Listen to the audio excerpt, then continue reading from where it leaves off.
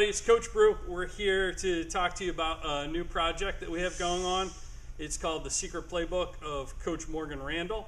And you're probably wondering why we're here in filming this in a warehouse.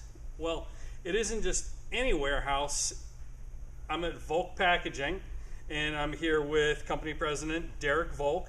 I asked Derek really to host this Q&A for us because he and Volk Packaging really embody what the secret playbook of Coach Morgan Randall is. Because Derek's one of those unique, enlightened leaders that realizes that culture never takes a day off, and he's working every single day to drive the culture and a championship culture of Volk Packaging. He's real intentional about it, and just for the sake of disclosure, Derek started off as a client. I actually spoke at one of his events, and he's become an awesome colleague and friend. I just thought this would be literally the perfect setting because I've seen this team in action. I have intimate knowledge of just how closely knit this team is and just how high performing their culture is. So Derek, I wanted to thank you for hosting the Q&A, and this my pleasure. Couldn't have picked a more perfect place or a better person. Thanks. I appreciate the kind words. And John actually made me swallow fire, and yet I'm still friends with him. So that tells you something. John, you have a new book coming out, The Secret Playbook of Coach Morgan Randall, based on your book, your previous book. One of the things that I've noticed is that a lot of your books are based on or somehow connected to your personal experience. Is this another one? Absolutely, yes. It connects very directly in a very unique way. In 1995, a version of the Secret Playbook made its way into my hands via my coaching mentor. And basically, it was my first day working for him. And I just wanted to kind of immerse myself in the culture and the team. So I asked him, I said, can I see a copy of the playbook to study, before we start fall practice? And he said, sure.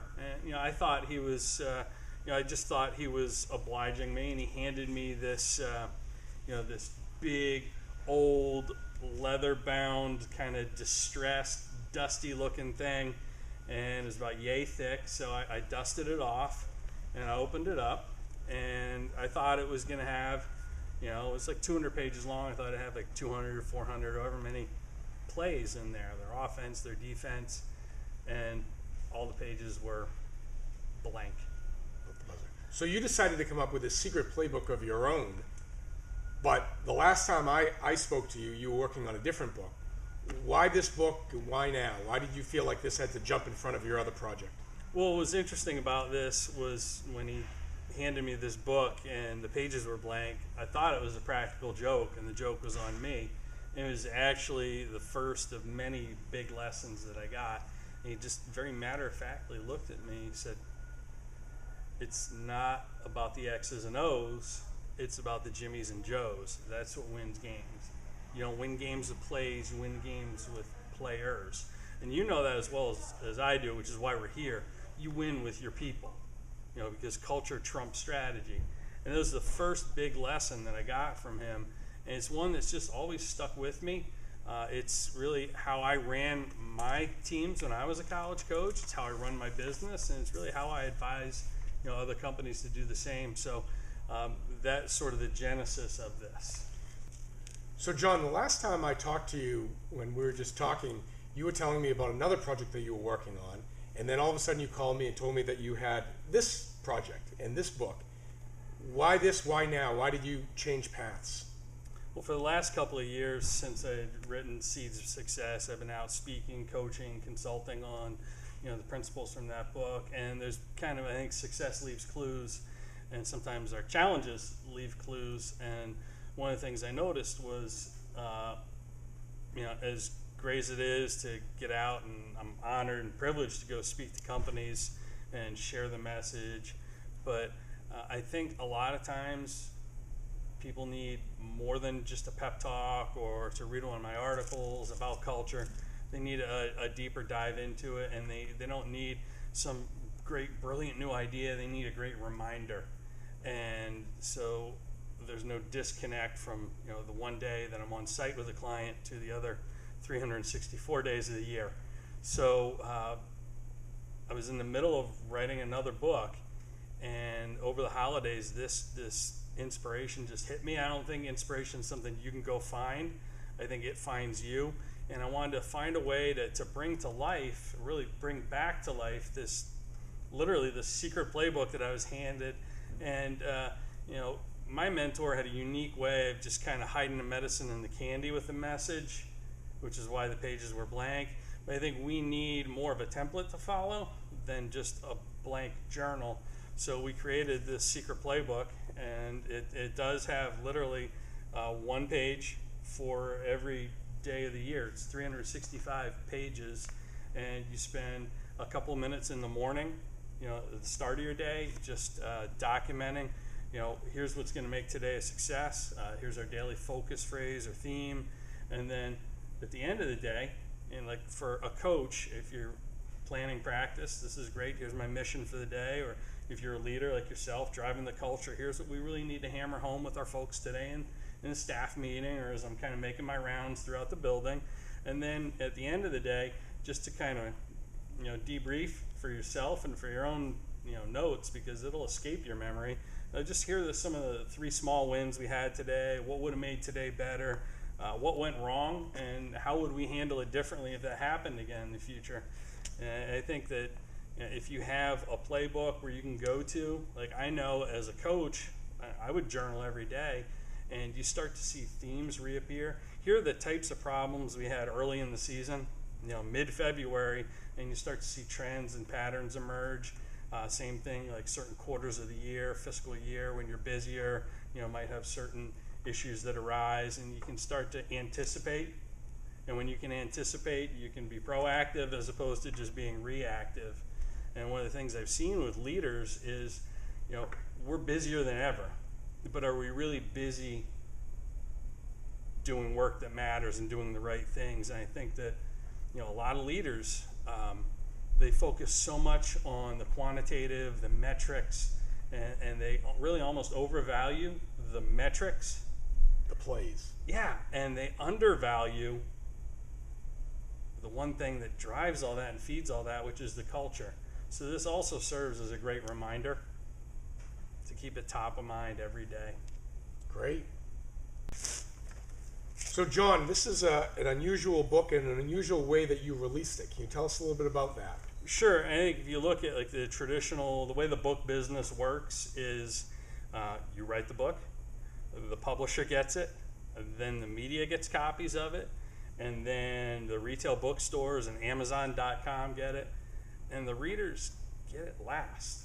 So that's really never sat well with me, because the people that I value the most, that I want to share it with the most, are actually the last ones to get it. So we wanted to kind of reverse that whole process and share copies of the book with my long-standing subscribers to my newsletter, my clients, coaches, leaders that I work with. They didn't know they were getting a copy of it, and it just landed on their doorstep in a nice little care package. And the kind of second reason we released it the way we did, Derek, was the release method really kind of mirrors the principles from the Secret Playbook. It's all about working smarter, not harder. Yeah. And kind of like, if you're familiar with the Pareto principle, the 80-20 rule, what are the activities that you do on a daily basis that matter the most, that drive your culture the best? And that's what we want you to focus on. So I think, personally, I believe that by sharing these copies with 20%, that's going to drive 80% of our results in terms of referrals, recommendations, and word of mouth, which I think is the most powerful form of advertising. And the kind of the third piece to this release is, I can't talk about the Secret Playbook without being about the Secret Playbook. And everything in there is stuff that I did for 12 years as a college head coach with my lacrosse programs, and it's how I run my business now. So it's very much a reflection of everything I believe when it comes to culture and leadership performance. Well, it's very unique way to do it. Thank you. So, John, is this the first time that you've talked about this book in public and done any publicity about it? Yeah, that's first and only interview. And the whole point behind that is it's kind of refreshing.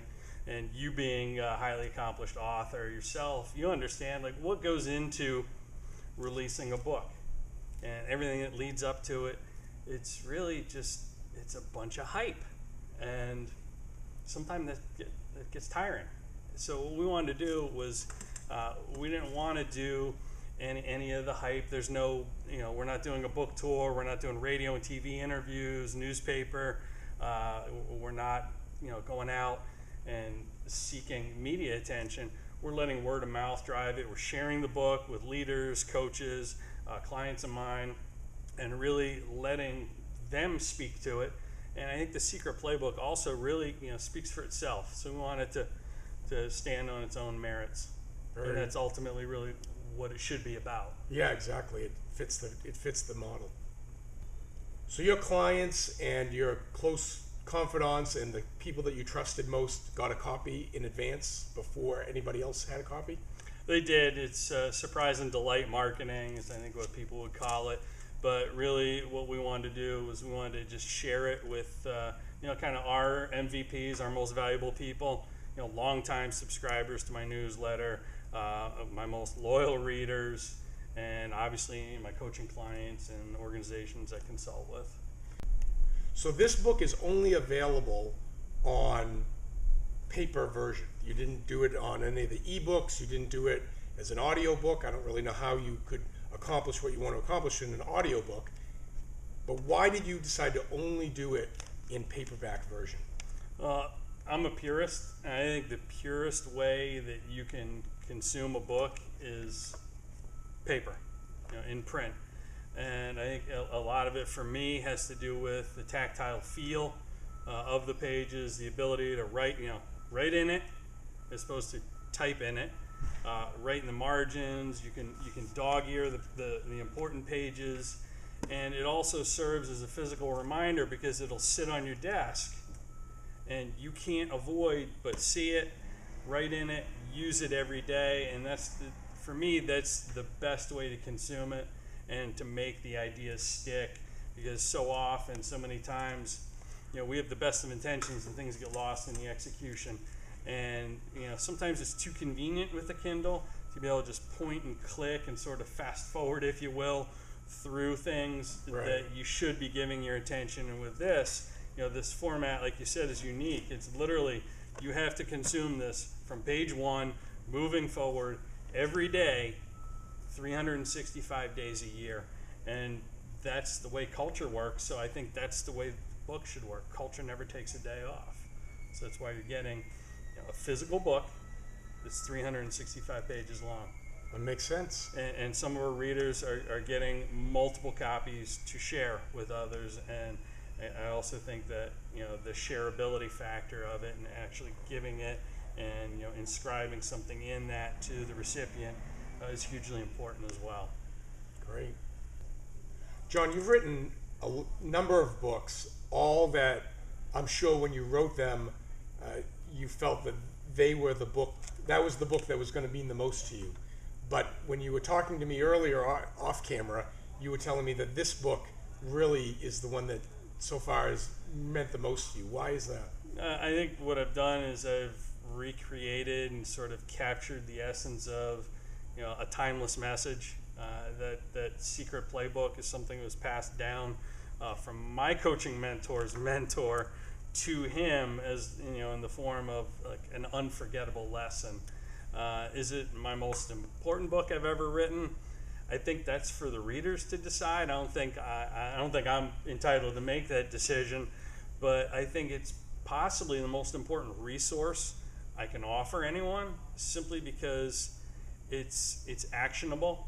It's a couple of minutes in the morning, a couple of minutes at the end of your workday, kind of bookending your day, chronicling here's what matters and here's how effective we were. Here's what went wrong. Here's how we fix it. And simple is powerful. When we get complicated, like my mentor had an old saying, you don't complicate winning. And I think that when we try and get too deep into strategy and plays and metrics and business, we start to complicate winning as opposed to just creating a thriving, vibrant culture.